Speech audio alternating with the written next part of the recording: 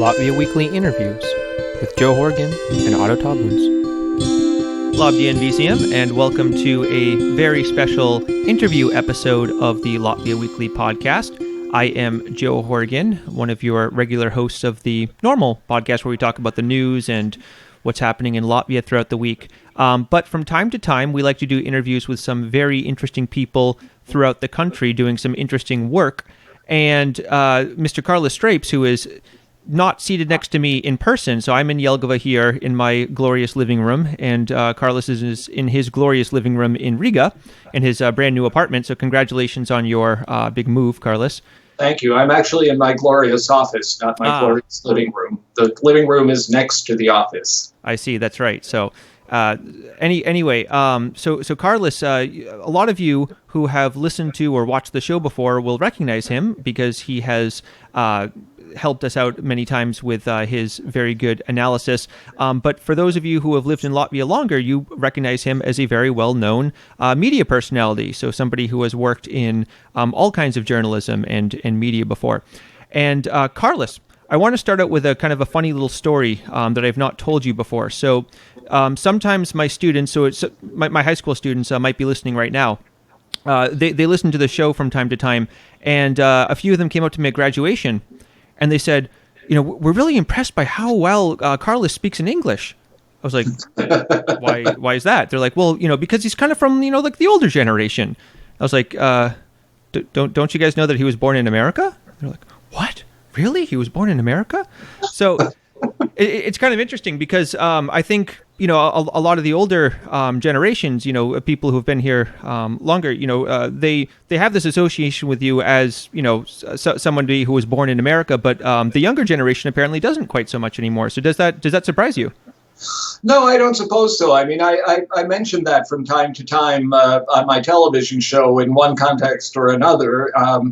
And I'm sure everybody who has ever met me in person knows that I am from America, but I guess I can't expect. Now, the Radio and Television Council has just recently declared that my show, Kārlis Streips, is meant for adolescents and children. So you can tell your high school students that it's appropriate for them and they should start watching, and eventually they will hear me saying that I am an American. Yes, well, I will definitely recommend it because it is a very good show. So for those of you who haven't seen the show before, I kind of think of it almost as like the Latvian version of like John Oliver or something like that. Would you agree? It's kind of like a humorous look at the news, you know, as like a late night show. Not quite the same.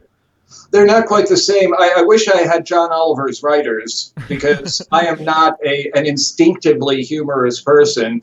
And it's also true that I often talk about things that don't really lend themselves easily to any kind of humor. Today, for example, is 25 years since the end of the massacre at Srebrenica during the Bosnian Wars. I would imagine that somebody like John Oliver would know how to tell that story in an easier way, not necessarily making fun of it, but, you know, I had to do it straight. I had to do it just, there was this massacre and so forth and so on. Yeah, so you've really kind of run the gamut. You've gone from, you know, on one hand, you know, you've done Eurovision, you've done, you know, hosting Eurovision, which is as goofy and silly as it can possibly get. And then, you know, you've also worked for, you know, the, you know, more serious news services as well and, you know, kind of more serious journalism. What's your favorite thing to do when it comes to media? Do you like the less serious stuff? Do you like the more serious stuff? Or do you just enjoy everything? I basically enjoy everything. I mean, for many, many, many years, I had a journalism roundtable show on Latvian public television, which was me and three other journalists yakking about the news. I have hosted radio shows, including one where I would talk to guests, but also to listeners, and sometimes only to listeners. I have on Latvian television. I did Eurovision. I did a game show about finances for once, even though very few people in the world know less about finances than I do.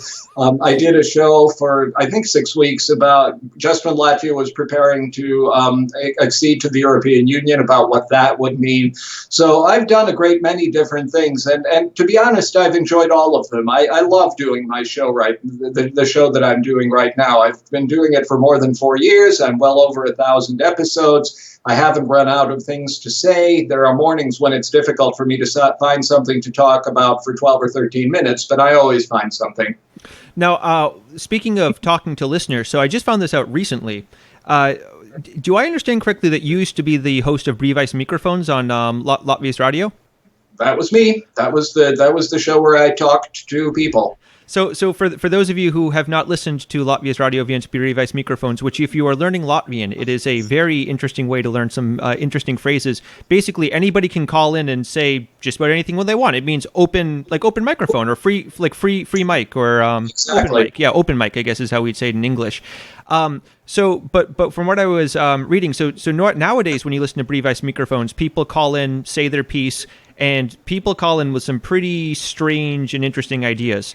But you used to kind of get into it with listeners a little bit from what I understand, which I wish I could hear that, because that sounds like the most entertaining thing in the world to listen to. I did, and I did primarily because at the time when I was doing the show, there was no way to tell who was calling. Mm-hmm. Number identification systems, of course, existed, and in fact, the studio where I did my show got one about 2 weeks after my show was canceled.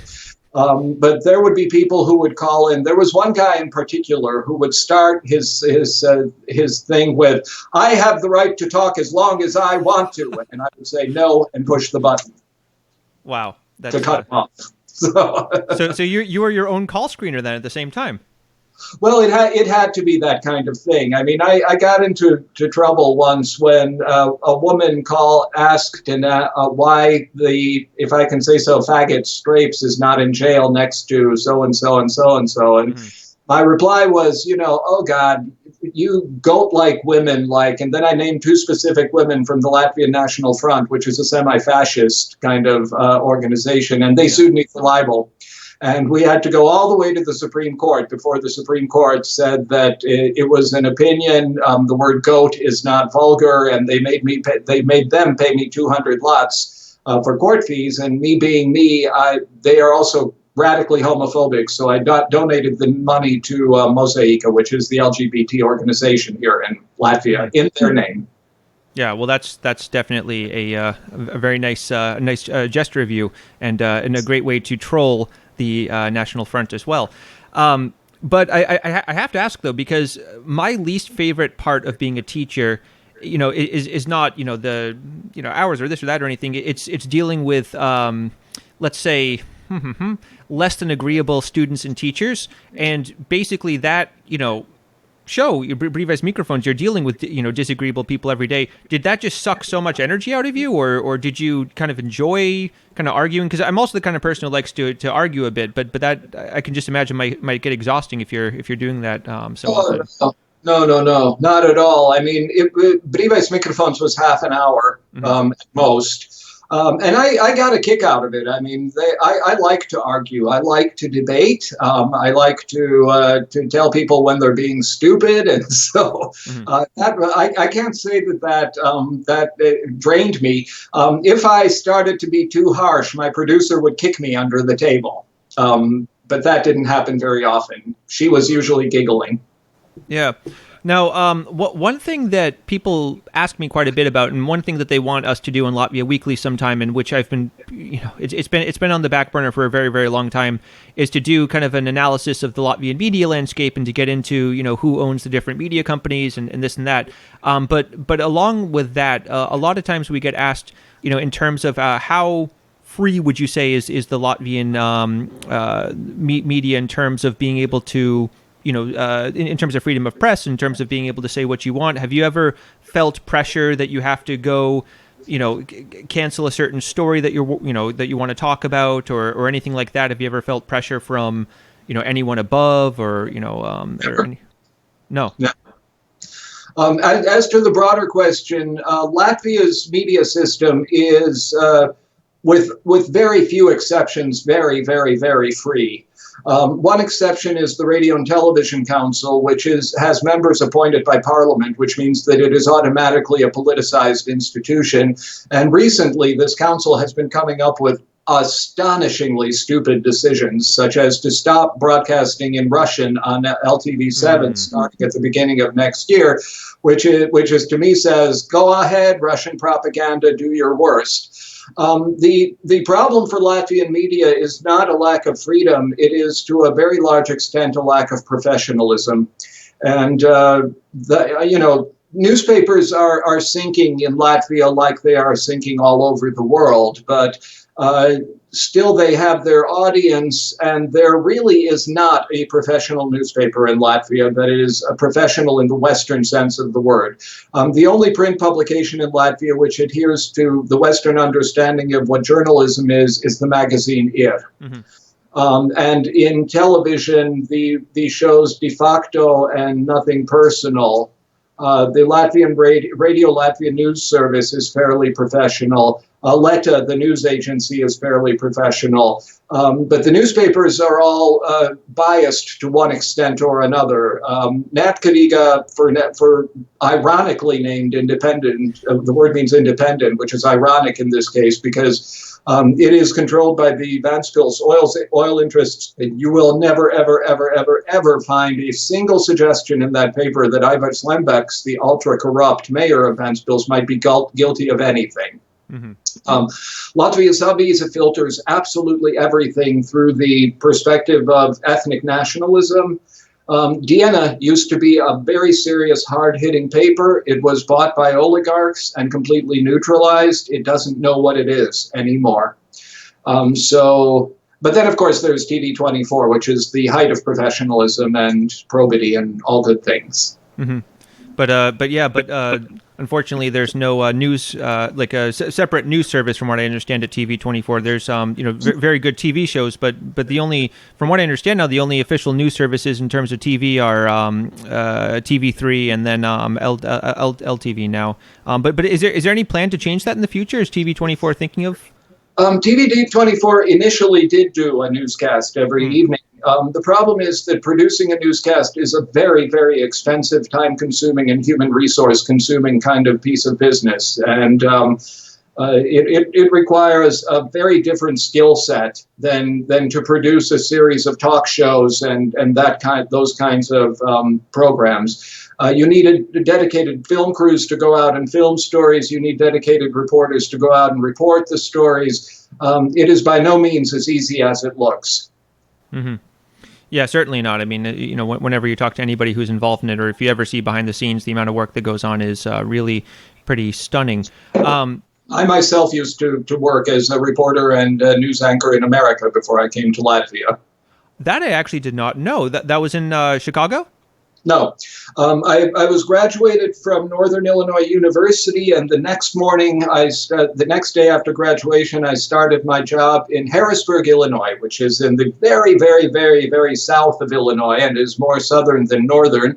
9,000 people. I learned way more about soybeans during the 2 years I was there than I ever thought I would need. But I was fortunate. Out of my graduating class of 22 people, only 2 of us found jobs in television. And in my case, the professor had taken a shine to me. So he flew me down for my job interview in his own personal little plane, and then flew me back to DeKalb, where the university was. And like I said, the day after graduation, I started to work there. 2 years later, I found a similar job of reporting and anchoring at the ABC affiliate in Topeka, Kansas, which was closer to the idea of a city for me than Harrisburg was. And then from Topeka, I moved to Latvia. Yeah, so as you grew up, from what I understand, though, you were a pretty active member of the Latvian American community, though. Yeah, I had no choice in the matter. We only spoke Latvian at home. When I appeared in kindergarten at the age of 5, it was as a small child who not only did not speak English, but spoke a language that the teacher, Miss Green, had never even heard of. And she chastised my mother and said, the kid is an American, you need to speak English. My mom smiled politely, but we kept speaking Latvian at home. I mean, there were Latvian Saturday schools and Sunday schools and summer schools. There was Latvian folk dancing and Latvian Boy Scout group. My piano teacher was a Latvian. So most of my friends were Latvians. Now, Two things that I want to say about that. Kids in the school I went to didn't find this peculiar. They didn't really understand what a Latvian was. And when I said Carlos, they often heard Carlos and said I didn't look like a Puerto Rican. But the specific was that this was in a suburb of Chicago where like 90% of the students were Jewish. So they also went to Saturday school, and they also had their individual festivals and holidays. So my Latvian Saturday school and festivals didn't faze anybody. But the other thing is, in retrospect, I am very, very thankful to my parents that they insisted that I grow up as a Latvian, for the simple reason that that meant that when I arrived here in 1989, I could hit the ground running. And start taking part in the work of the People's Front and lots and lots and lots of different things that I did during that first year, which of course I wouldn't have been able to do if I did not speak Latvian. And there are lots and lots and lots of people in my generation whose parents decided, indeed, the kid is an American and so he needs to speak English and doesn't need to learn Latvian. Yeah, one of our close friends of the show, somebody who's been on the show quite a few times before, Mr. Chris Ockenfelds, who, shout out if you're listening right now, in Cambodia. He grew up in Australia, and yeah, his dad decided not to teach him any Latvian whatsoever, and also a lot of people, even my age, their parents decided not to teach them Latvian. Or on the other hand, some of them tried to resist as much as possible, and then decided they wanted to come to Latvia later in life, and then kind of regretted that they didn't, take it a little bit more seriously. So yeah. A good example is my oldest sister's son, who's, as a matter of fact, today is his 26th birthday. And I know he's not watching, but just in case, Alex, happy birthday. He grew up, his father was an American. And while he was growing up, he had no interest whatsoever in the Latvian language. But when he was a teenager, he started to complain to his mom about, well, why didn't you teach me more of this language? And he started to gradually learn. And she and he were here for the 18th of November in 2018 for the centennial. And he did quite well in shops and informal conversation. His father was African American, so he is fairly exotic looking for a Latvian boy. And people were pleasantly surprised to find him speaking Latvian. So it's never too late to learn. Definitely not. If I can kind of make it through well enough to be able to get my test passed, then anyone can. Literally anyone can, because in America, as you can probably attest, America is not the greatest of how do I say this? We do not value learning second languages or foreign languages as much as in a lot of other places in the world, especially because here in Latvia, it's amazing. I mean, everybody I know can speak, at least Latvian, Russian, and English, and then, for like Otto is, nuts. He can do German and French and Italian and all this other stuff. But anyway, one thing I was curious to find out, because a lot of people who grew up in the Latvian community in America, when they came to Latvia, they found that the language was a bit different, and that the Latvian that people, still speak in America is kind of locked in amber, in the 1930s, because, that's kind of when people started, moving over in droves due to the lead up to the war, and then the 40s. And then when they came back to Latvia, people were kind of confused and thinking, why is he talking like that? Did you have any experiences like that when you first started coming back to Latvia? It's not so much a matter of spoken Latvian, what you're referring to. That is written Latvian, which they did indeed freeze in the 1939 version. And there are various issues related to diacritical markings and stuff that I won't go into because that will be boring for an American audience. But they still do it that way, while Latvia during the Soviet occupation changed those things and is different. In that regard, I personally think Latvia has been independent now for 30 years and has absolutely every right to specify what is correct and what is incorrect written Latvian. But I write a commentary for the emigre Latvian newspaper Likes. Every week I write it in proper Latvian, and then one of their editors puts it back into the style that the old style. As to spoken Latvian, I mean, we needed to come up with our own terminology in Latvian in the United States for new things that were appearing. And so we called the television set a televizija, whereas here they call it a televizors, and televizija is the process of broadcasting. We called the bathroom vannasistava, which is a direct translation of bathroom. The first time I was at a party in Latvia, the first year I lived here, and I asked for the vannasistava, they looked at me with a very peculiar look and said, "You want to take a bath now?" Because the bath was in a different room than the toilet. What I was looking for was called the toilette. But generally speaking, it took me about 5 minutes with a Latvian language specialist to understand that the way that I was taught Latvian grammar in the summer school in Michigan was all for the cats. I mean, we were talking about ja roots and u roots and blah, blah, blah, blah, blah, blah, blah. And she said, if the word ending is IET, that is the command expression, long and short of it. And so I very quickly picked up I learned the local terminology, I guess I have to say. One thing that happened during that first year was that my friends taught me all of the rude words in Russian, primarily so that they could laugh at how I pronounced them. Mm-hmm. But here is an absolute truth. When you hit your nail with a hammer, there are things to say in English, in German, in French, in Russian, and not in Latvian. Mm-hmm. Latvia is not good at swear words. That's true, yeah, because all of my friends, they also taught me the Russian swears, or they just used the English swears as well. So that's it's interesting because I've heard a lot of different experiences in terms of how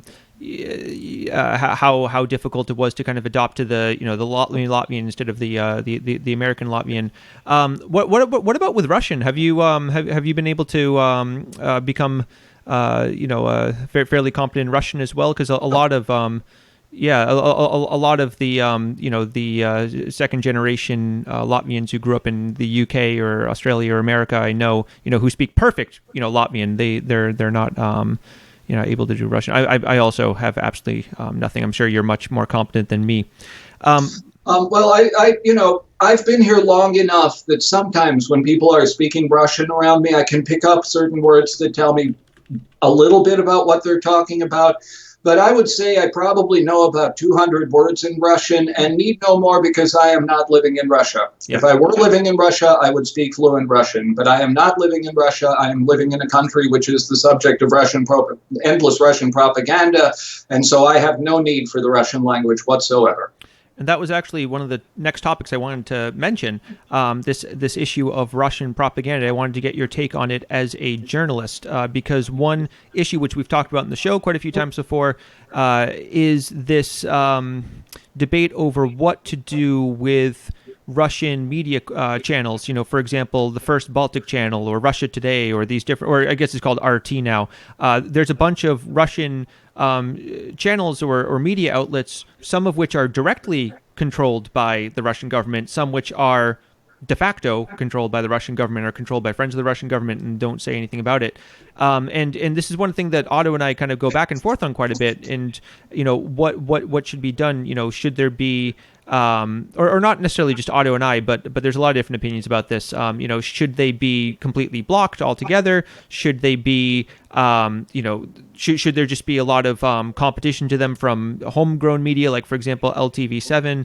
How do you see this? What should be done about these channels which are pushing a very biased point that's contrary to Latvia's national interests? Well, first of all, most of these channels tend to be registered someplace in Europe where free speech rules are rather different than they are in Russia. Mm-hmm. As to these channels in Latvia, to me, the Radio and Television Council just yesterday announced that it was going to be restricting one of the RT channels, RTR, or what at Russia Today, RTR, for hate speech in relation to things that it has said about Ukraine and the former president of Ukraine, Poroshenko. The problem is that they can issue their ban, but it is not incumbent on privately owned cable television operators to take the ban into account, and usually they don't. Secondly, Baltcom, which is the second largest television provider in Latvia, announced that next month it is taking off the Russian television channel Daudz. supposedly because it has falling audience numbers. Daudz is one of the very, very few remaining independent electronic news media in Russia. Russia has squeezed it to the point where its entire operation is currently in a small apartment in the center of Moscow. But this certainly sends the absolutely incorrect signal on the part of Baltcom. It is a commercial enterprise. It is free to do whatever it wants, but it is stupid to do that. And partnered with the decision that I already mentioned to cancel Russian language broadcasts on LTV7, it's almost as if Latvia doesn't want to do anything about this propaganda. And the other problem with these channels is that apart from the shows which cause these kinds of problems, which are primarily talk shows in which people are allowed to say really, really radical things, these channels have entertainment programming. And because Russia has deep pockets, it is of a much, much, much higher quality than anything that local television stations in Latvia can really produce. And so a lot of people will say, well, I watch that channel because it has good comedies and it has variety shows and such and such. I don't pay attention to the propaganda. So it's a very complicated issue. What is clear is that Latvia needs to provide an alternative to this, and it has signally failed in doing anything of that type. Yeah, and I was also I had the same reaction as you when I heard that LTV7's Russian language content was being defunded, I guess you could say.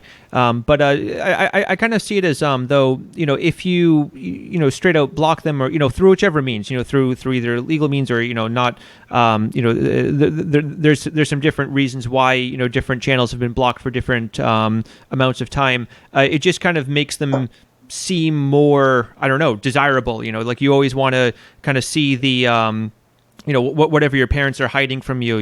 Like it seems like the most interesting thing, and I think it kind of plays into their narrative that if it was all a bunch of nonsense, if it's all just a bunch of propaganda, then why don't they want you to see it? I don't know. Do you I don't know. Do you have?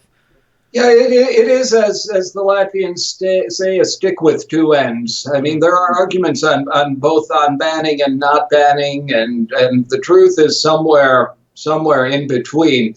The bottom line, one of the bottom lines here is that those who are most subject to this kind of propaganda are people who are elderly and will soon die. Middle-aged people in Latvia, and particularly young people in Latvia, don't buy into this kind of nonsense and no propaganda when they see it. And so this is, I think, a problem that's going to die out gradually on its own. Mm-hmm.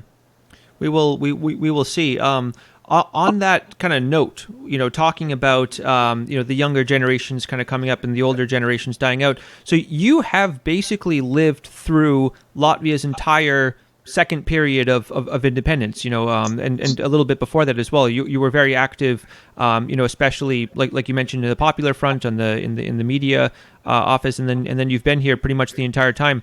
What are some of the things that you've noticed have changed the most about Latvia? This is a very kind of vague question. I don't know, maybe in terms of culture. I mean, obviously the buildings have been renovated and this and that, and but not very many buildings, and certainly not all buildings. Well, at least in the center of Riga, I don't know, and here in Jelgava we've had some nice renovation, but what have you kind of if you think back to when you first came here in the late 80s, what has changed the most, I guess?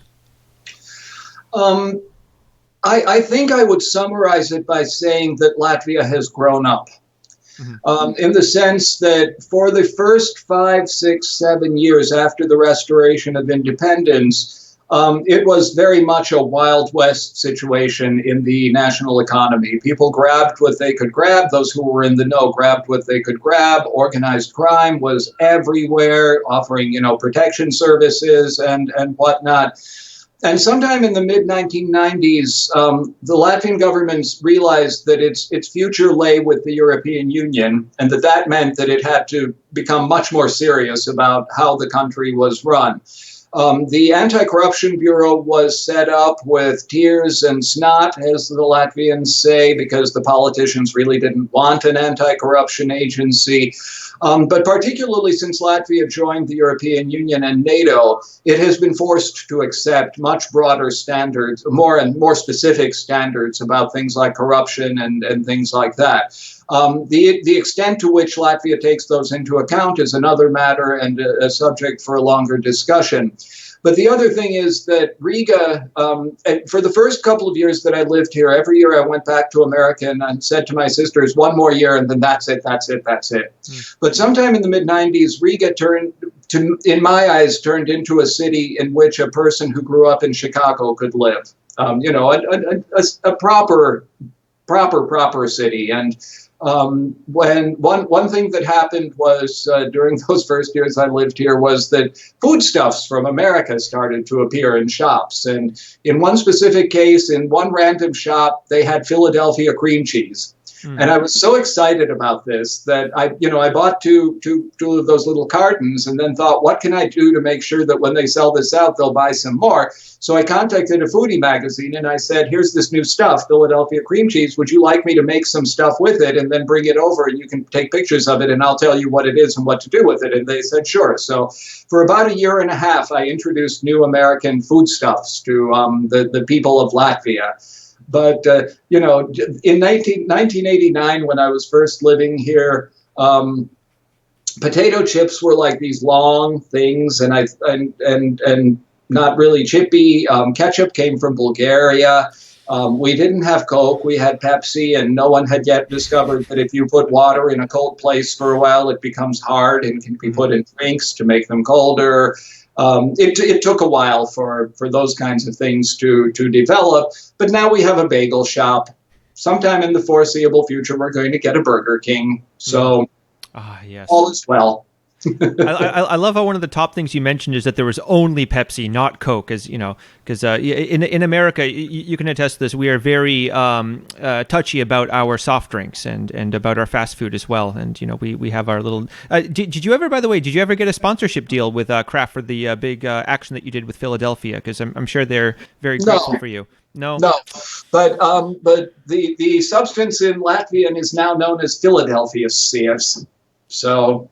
Well, there you go. So that's another one of your many contributions to Latvian society then. Yeah. And the reason it was Pepsi and not Coke was geopolitical. Pepsi was centered in Canada and Coke was centered in the United States. Okay. Interesting. Yeah, I didn't realize that.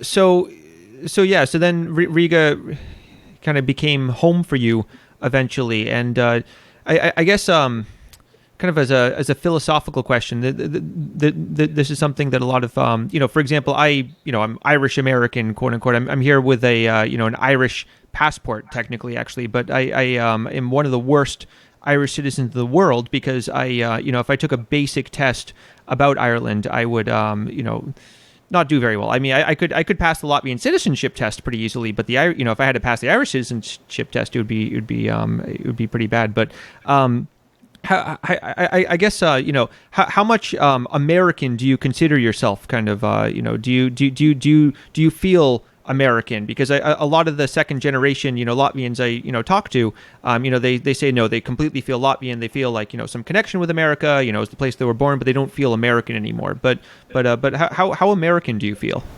Absolutely, I feel like an American. I think in English. I pray in English. I write my diary in English. I am unquestionably an American, and the fact that I'm an American has really helped me with my career here in Latvia in the sense that I could teach people that you don't have to be reticent in your approach in journalism. You can speak your mind. And, I'm absolutely also a Latvian. I grew up as a Latvian kid. I am a Latvian patriot. I get all weepy every time I hear the national anthem. I salute the flag, but I am as much an American as I am a Latvian, and that will always be true. Mm-hmm. Yeah, it's something that's always interesting to kind of hear, when it comes to this, because it's a sensitive issue, but it's also, I think, something that's worth discussing. One kind of last thing I want to talk about before we kind of start to wrap up. So you have a lot of different hats, as we've talked, in terms of your many different things that you've done in journalism and in media. But another thing which I understand is that you've also done quite a bit of translation work as well. Mm-hmm. And I kind of wanted to hear a little bit about that, because I have done a tiny bit of translation, just kind of helping colleagues with this and that. And it is always, very challenging, even if it's a short little text, of just, trying to translate, some notice board or, something like that. Because, the question is always how much of the original, authentic, exact, way that they said it do you want to keep? And then also, how much do you want it to kind of sound like a native speaker actually wrote it in the second language? So, first of all, how did you start out with translation when did you first kind of start out doing the translations of the books and everything like that? And then, what's the biggest challenging thing for you about it? I started during the first year that I lived here because lots of people suddenly found out that there was this American in their midst. And so if they needed something translated into English, that was pretty much default me. That was back in the age of floppy disks, and I had a Macintosh computer and all that kind of stuff. What I will say is, I've always been a translator. In fact, it's just been during the last year or so that my translating client numbers had started to ebb. One very major translating client in particular disappeared, and that's why I had to move to a smaller apartment. COVID-19 has not helped. A lot of my clients are advertising agencies, and they don't have clients, so they don't have anything to send to me to translate. But the main thing that I want to say about translation as such, there are actually two things. It is easier for me to translate from Latvian to English than the other way around, for the simple fact that English is a much bigger language than Latvian is. Latvian linguists always sneer at me when I say that, but I always point out to them that this is the English-Latvian dictionary and this is the Latvian-English dictionary, for one thing. And if they need examples, I will point out to them that in Latvian there is no word for fun, and there is no word for frustrated, both of which are emotions which Latvians should feel very intensively. But the main thing I want to say about translation is that you need to come to the recognition that you are not translating words, you are translating ideas. Mm-hmm. And as soon as you realize that your primary function is to say in the other language the same thing that was said in the first language conceptually, it will be much easier for you. For example, many Latvian sentences start with the word lai, in the sense of if this is going to happen. You realize that the subject of the sentence is somewhere towards the end, and then you bring it up. It's even worse with German. German messes up word order to something ridiculous. But once you realize that you are translating the idea and not so much the words and the syntax, it becomes easier. Yeah, I will leave that for much more clever people than me, though, to do the hardcore translation work. I have a lot of respect. Send them to me. Okay, I will do that. But the very last thing I would like to do before we wrap up. So I have this glorious map of Latvia from 1936, I think, behind me. And one thing that we've been talking about in the last couple of episodes are places to visit this summer in Latvia, because a lot of people, would like to go somewhere. It's summer, it's the time to travel, but cannot leave Latvia for various reasons, specifically the pandemic situation. So what are some places that you would recommend that people visit here in Latvia? What are some places that you have liked to visit? I am the wrong person to ask this because I grew up in a city that has more people in it than the 3 Baltic states put together. And I am a sworn urbane kind of person who thinks that there is one good thing that can be said about the countryside, and that is that it is possible to return to the city from it. So insofar as I have been elsewhere in Latvia, it has almost always been job related, to go do a television show someplace or deliver a lecture or whatever. I am sure that there are lovely places all over Latvia. And in fact, I can recommend Sigulda in general terms, and the Gutmaņa ala cave in particular, where student fraternity people have been engraving their names on the walls since the 19th century. But that's about the long and the short of it, about what I know about countryside Latvia. Well, Riga is a wonderful place to visit as well. So as a sworn urbanite, what would be some things that you'd recommend people do if they visit Riga or if they stay in Riga? Because there's so much to see in Riga. It's a huge city. Yeah, I mean, there's something for everyone, isn't there? If you're an architecture lover, Riga is absolute paradise. I have always wondered and not understood how it happened that Riga basically came through the two world wars basically unscathed. Jelgava, where you live, was just completely wiped off the face of the map. That didn't really happen in Riga, in the Art Nouveau district at any rate. All those buildings are still there. Riga is particularly attractive during the season for fans of classical music because that is an area in which Latvia excels and punches way, way, way above its weight class. You can take trips up and down the river and the bay, and we have a nice zoo. You can go up in various tall buildings and see the surroundings. There are nice little neighborhoods in Riga, like Agenskalns and the Miera hipster region. So there's lots to see. I'm not. You never really know that much about your own hometown, but. There it is. There's certainly stuff to do. The average tourist who arrives in Latvia is probably on a package tour, which means that he will also be in Lithuania and Estonia and maybe Sweden and maybe, whatever, and will spend just a couple of days here, in which case he or she will probably basically see Old Riga. But Old Riga is very charming. I have always thought that vehicular traffic should be banned in Old Riga altogether, and then it would be even more charming, but Old Riga is charming. It certainly is. Yeah, there's many great places. I want to mention actually as a kind of a nice rooftop you can go to, somewhere that you've probably gone to the top of before. There's a shopping center called Galeria Riga, which is on Dzirnavu, and you can go up there. People usually actually take, like when people come to visit the university, we usually take people up there because there's this wonderful panoramic view of the entire city on top of it, and you can go up there for basically free. And there's even some, restaurants and everything up there, a few cafes. So you can do that. Dinner up there. An even better place to look at the panorama is from the top floor of the Hotel Latvia, which used to be the in-tourist hotel in Soviet times, where all the Westerners had to stay so that the KGB could spy on them. But now it's been renovated. The cocktails up there are ridiculously overpriced, but the views cannot be beat. I will take your word for that. I've never been up there because I assumed that the cocktails were ridiculously overpriced. And there are parts up there on that floor that you can visit for free and look at the pretty scenery without having to buy an overpriced cocktail.